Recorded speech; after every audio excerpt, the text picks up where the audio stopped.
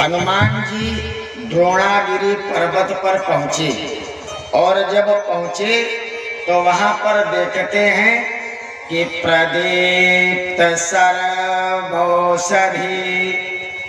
संप्रदीप्तं ददर्श सर्वौषधिं पर्वतेन्द्रम। अर्थात हनुमान जी ने देखा सभी औषधियां अग्निवत प्रज्वलित हो गई हैं। अब हनुमान जी को 4 औषधियां लाने के लिए कहा गया है, लेकिन उन चारों को अब वो समझ नहीं पा रहे हैं कि कौन सी कौन है, क्योंकि उन्होंने बताया था ये चारों औषधियां अग्निवत प्रज्वलित रहती, चमकती रहती हैं, लेकिन यहाँ पूरा पर्वत मंडल ही महाराज चमक रहा है। अब हनुमान जी विचार कर रहे हैं कि अगर इसमें से कुछ ले जाएं और उससे कार्य न सिद्ध हो तो हमको पुनः यहाँ तक आने में विलंब हो जाएगा। इसलिए उन्होंने संपूर्ण पर्वत को ही उठा लिया महाराज। कि देखा शैलना औषधि चिन्हा, देखा शैलना औषधि चिन्हा, सहसा कपिल उपारी, सहसा कपिल सहसा कपिल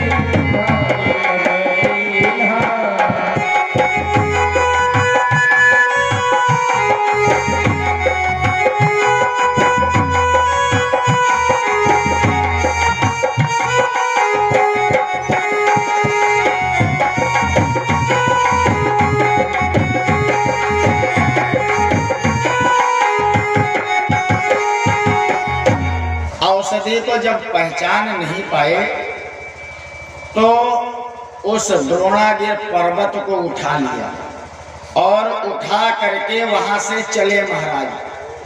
कि गहगिर निशनभा धावत भयऊ और अवधपुरी कपि ऊपर गया। अब द्रोणागिर लेकर के महाराज हनुमान जी जब चलते हैं तो अयोध्यापुरी के ऊपर से निकलते हैं। महाराज पर्वत बहुत विशालकाय है और जब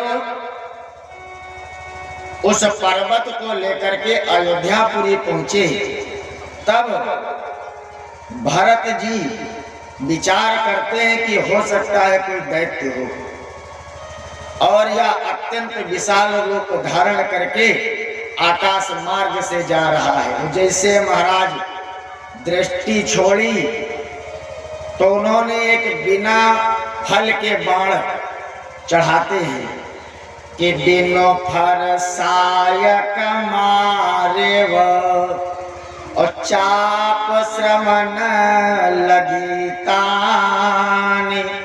महाराज बिना फल का बाण मार दिया और जैसे महाराज बाण मारा तो बाण सीधा हनुमान जी को लगा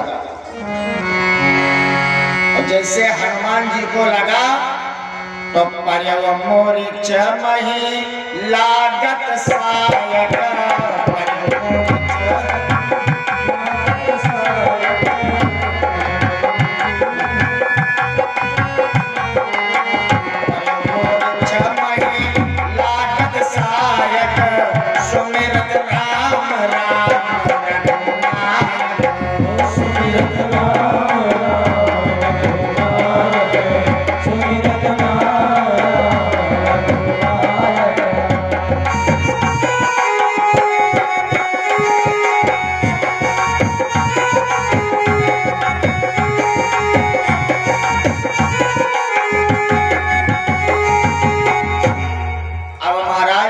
जैसे बाण लगा तो हनुमान जी मूर्छित हो गए और राम राम रघुनायक का नाम लिया। अब जैसे स्मरण करते हुए पृथ्वी पर गिरे तो संत कहते हैं कि सम्मूर्छितो भुवि पपात गिरे दधानो लांगूल शेखर रोहेण सक सरेण। अर्थात जिस समय हनुमान जी को बाण लगा और मूर्छित होकर के जब पृथ्वी पर गिरे तो महाराज वो जो पहाड़ हाथ में लिए थे वो पहाड़ कहाँ पर गिरा महाराज, उसको कैसे रोका? क्योंकि अगर वो पर्वत गिर जाता तो संपूर्ण अयोध्या नष्ट हो जाती। तो संत कहते हैं पपात गिर दधानो लांगूल शेखर रूहेण सक सरेण। अर्थात उस पर्वत को अपनी पूंछ के ऊपर, पूंछ के अग्रभाग पर धारण कर लिया। पर्वत को जमीन पर नहीं गिरने दिया महाराज।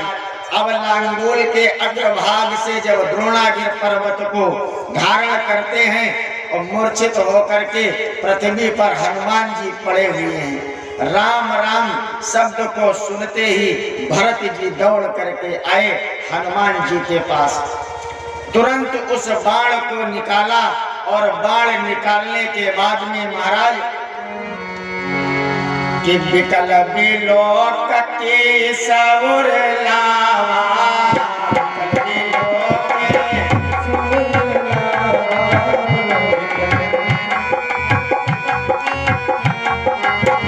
जागत नहीं बहु भावी जगावा, जागत नहीं बहु भावी जगावा, जागत नहीं बहु भावी जगावा।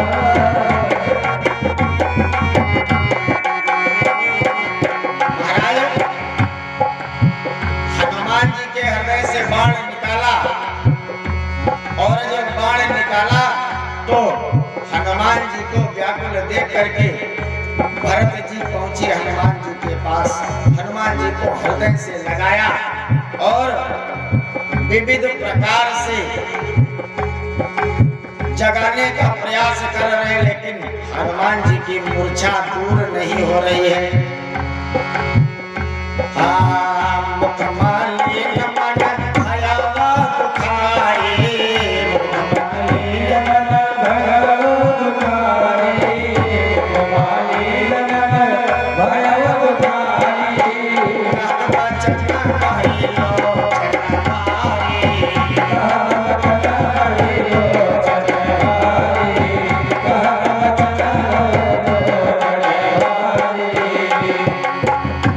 आज महाराज हनुमान जी को देख करके भरत जी व्याकुल हो गए, रोने लगे और कहते हैं भरत जी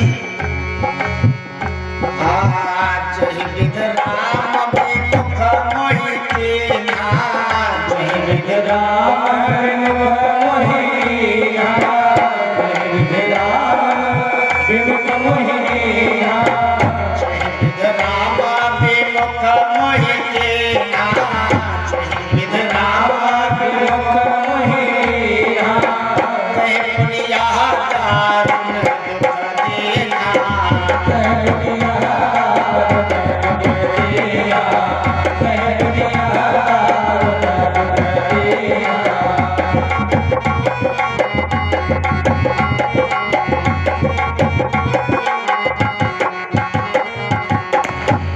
महाराज भरत जी कह रहे हैं कि जिस प्रकार से विधाता ने मुझे राम से अलग किया है उसी प्रकार आज पुनः मुझे विधाता ने यह दुख प्रदान किया है। इसलिए भगवान का याद करते हैं और भरत जी कहते हैं जो मोरे मन बच अरुकाया, जो मोरे मन बच अरुकाया, जो मोरे मन बच अरुकाया, जो मोरे मन बच अरुकाया, प्रिय राम पद कमल अमाया, प्रिय राम पद कमल अमाया, प्रिय राम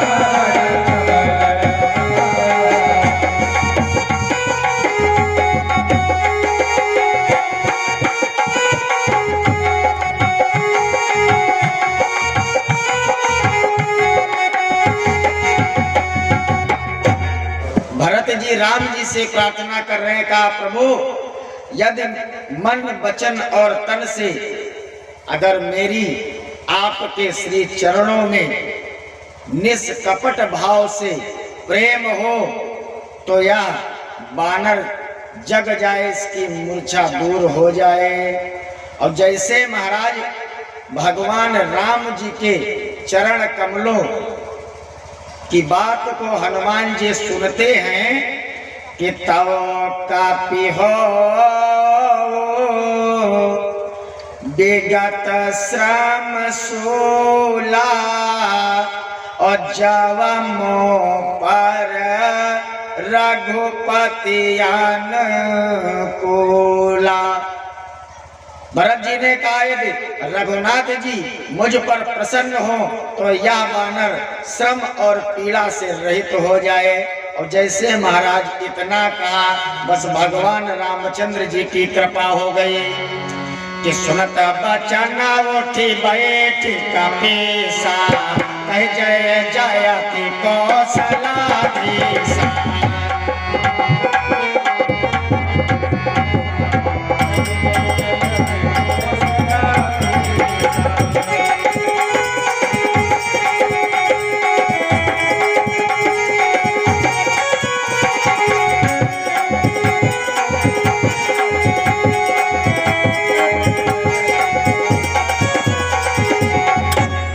जैसे महाराज इतना कहा तो हनुमान जी जय कौशलाधीश जय श्री राम कहते हुए उठ बैठे। अब भरत जी हनुमान जी को हृदय से लगाकर श्री रामचंद्र जी का स्मरण करने लगे।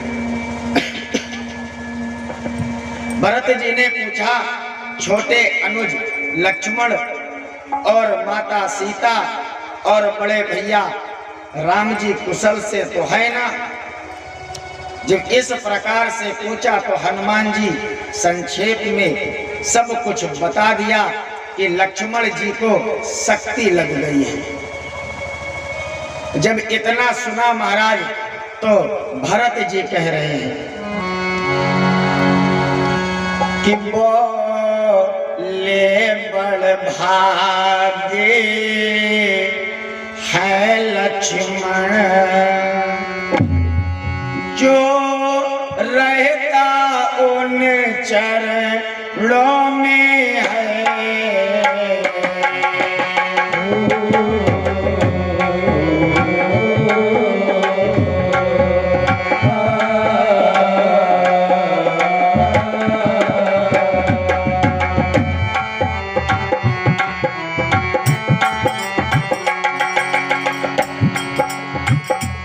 चरणों में अब तलक दिया, अब मरता उन चरणों में है।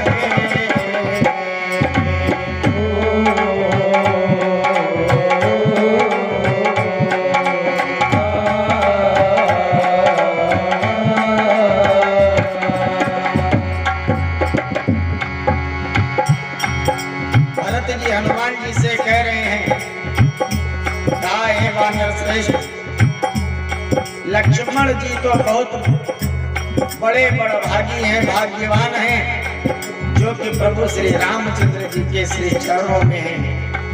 और अगर आज उनका अंत हो रहा है, मर रहे हैं, फिर भी उनको सदगति मिल जाएगी, क्योंकि ऐसा सौभाग्य किसी को प्राप्त नहीं हुआ है। भरत जी कहते हैं, पर भरत अभागा है अब तक,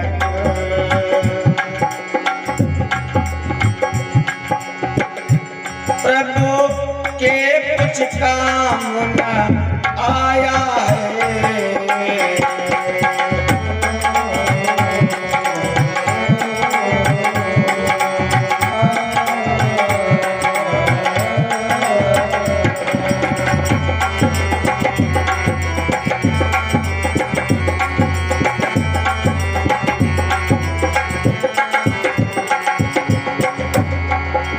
भरत जी कह रहे हैं कि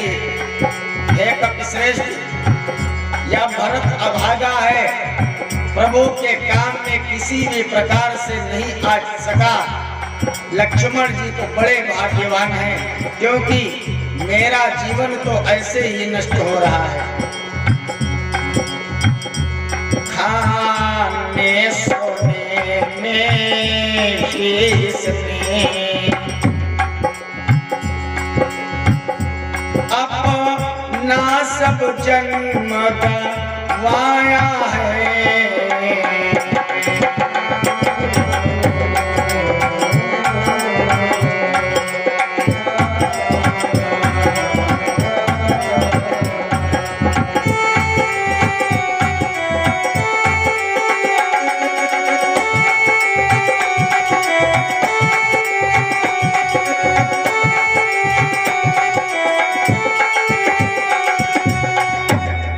भरत जी कहते हैं लक्ष्मण धन्य है और मैं अभागा हूं, मैं प्रभु का कोई कार्य नहीं कर सकता।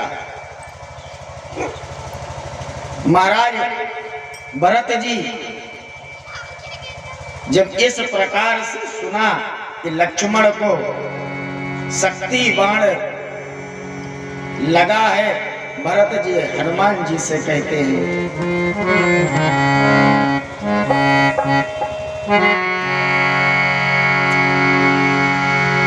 उसी का जीवन है धन्य जग में, जो सेवा व्रत में लगा हुआ है।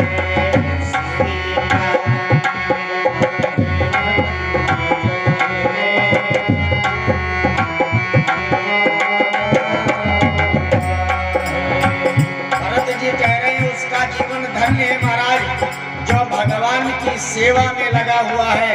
और आप सब लोग महाराज महाधन्य हैं, और हमारे मैनेजर साहब तो बहुत बड़े सौभाग्यशाली हैं, क्योंकि ये जो राम जी की कथा है साधारण व्यक्ति के बस की बात नहीं है। भरत जी स्वयं कह रहे हैं, आप ध्यान पूर्वक श्रवण करिए। उसी का जीवन है धन्य जग में, जो सेवा व्रत में लगा हुआ है।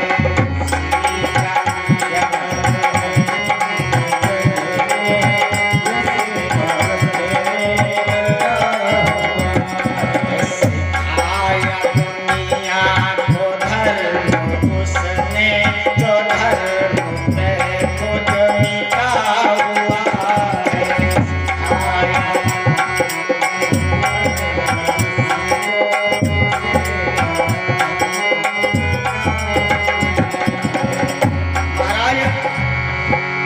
धर्म का कार्य है प्रभु श्री राम जी के कर कमलों में है। और आपने कल श्रवण ही किया है कि राम जी धर्म की मर्यादा को ध्यान में रखते हुए सुशेन जी से यही कहा था कि मैं धर्म को नहीं छोड़ सकता, आप चाहे औषधि बताएं या ना बताएं। उसी का है तेज नभों के ऊपर,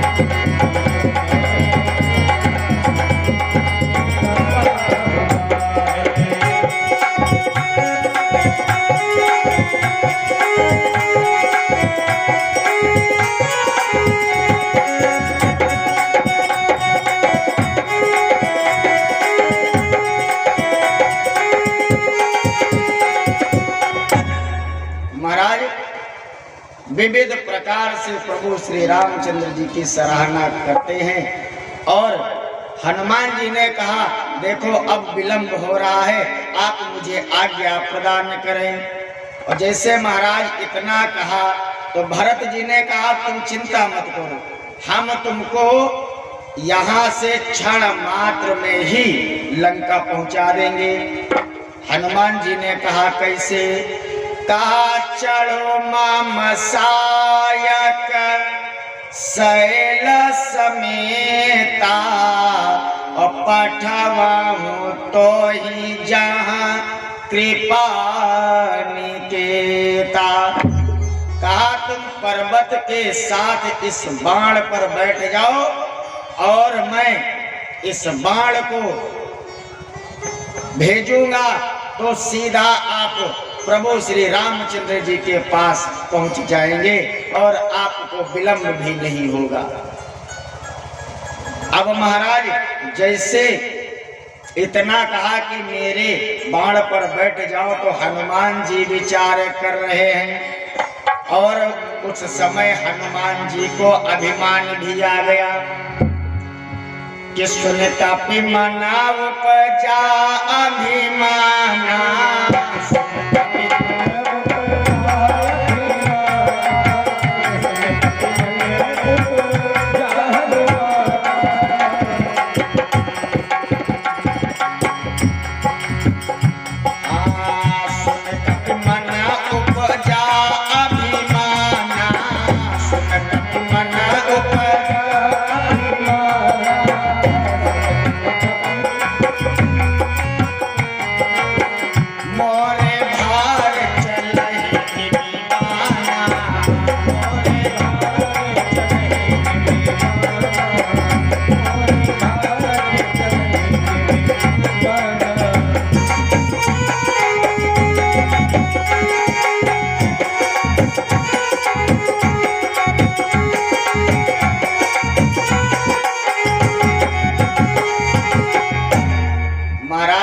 हनुमान जी विचार कर रहे हैं, मेरा भी इतना विशालकाय शरीर है, ऊपर से इतना विशालकाय पर्वत, और यह साधारण बाण मेरे इस भार को कैसे सहन करेगा।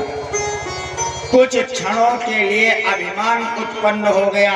और महाराज जैसे अभिमान उत्पन्न हुआ तो हनुमान जी परम ज्ञानवान है, समझ गए। कहा कि राम के प्रताप में इतना बल है, जिस समय मैं मूर्छित था उस समय जैसे ही राम राम का उच्चारण किया तो मेरे शरीर की संपूर्ण पीड़ा नष्ट हो गई। सो भरत जी राम के प्रताप से ही ऐसा कर सकते हैं। उन्होंने हाथ जोड़ करके निवेदन किया। रामचरितमानस में वर्णन है कि राम प्रभाव विचारे बहोरी, बंदे चरण कहा कपि कर जोरी। हनुमान जी भरत जी को प्रणाम करते हैं और हाथ जोड़ करके कहते हैं, क्योंकि विश्वास हो गया कि राम के प्रताप से सब कुछ संभव हो सकता है। उन्होंने कहा, आप कष्ट ना करें, और जब इस दास ने इतनी सेवा की है तो आप आज्ञा प्रदान करें और मैं अति शीघ्र ही राम जी के पास में पहुंच जाऊंगा। हनुमान जी सोचते हैं कि इतना विषम कार्य हमने किया है, और जैसे इनके बाण पर बैठेंगे तो सारा श्रेय भरत जी को चला जाएगा। उसी समय कि भर गए घाव आ गई सती। जैसे महाराज विचार शुद्ध हुए हनुमान जी के, तो जो शरीर में घाव हो गया था बिना फल के बाण लगने से, वो सब बढ़िया हो गया महाराज। जैसे कि अभी हनुमान जी गिरे हैं, कोई चोट नहीं लगी। जो शरीर में पीड़ा है, राम जी के नाम के प्रभाव से पीड़ा भी समाप्त हो गई। कि भर गए घाव आ गई साथी, बिजली से दौड़े नस नस में। क्या बात है।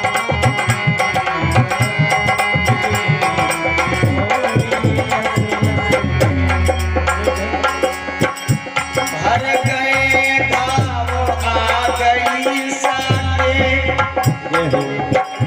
बिजली सी दौड़े नस नस में।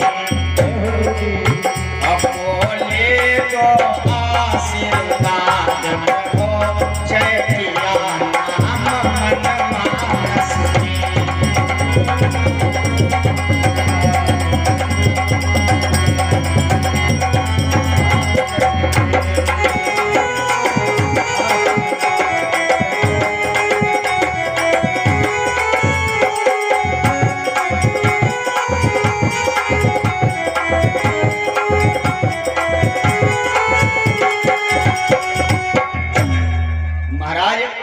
जैसे राम जी के नाम का प्रताप सुना तो हनुमान जी ने वही शक्ति पुनः आ गई। कहा अब आप आज्ञा प्रदान करें। भरत जी आज्ञा देते हैं। हनुमान जी जय श्री राम का घोष करते हुए अयोध्या से चल पड़े।